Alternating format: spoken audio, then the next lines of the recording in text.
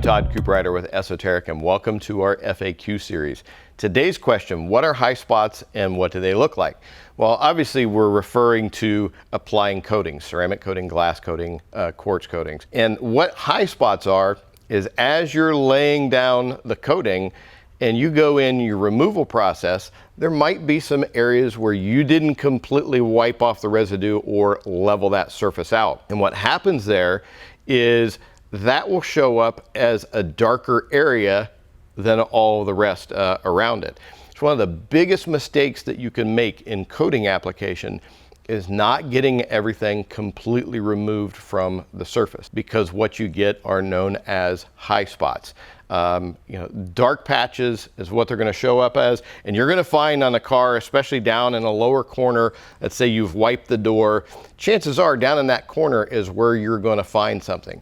How do you know whether you've got some left over? Well, a flashlight is going to be your friend when you're doing coatings and a cloudy day. That's the best way to inspect a coating if you can go out on a cloudy day. You can look in a lot of different light sources and everything looks perfect, particularly on a red car, but you take it out in the clouds and you can see a spot and say, oh, I missed that, or I didn't get that completely removed. Now, what if it's been a couple of hours?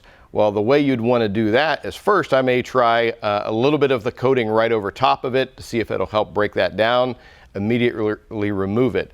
If that doesn't work, you may need to take a little bit of polish by hand, an abrasive polish like a Sonax Perfect Finish or something, by hand to wipe that off.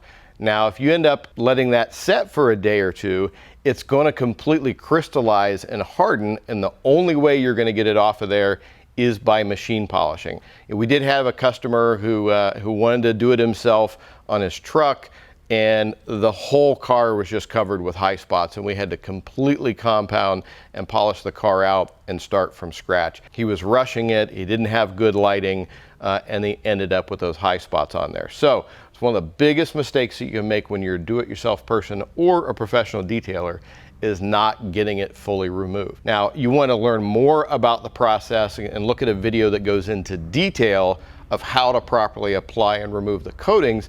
Click on the next video. It's a little bit longer, but goes in a lot of great information about how to properly apply that coating. This would be ISM Coat by Kamikaze Collection.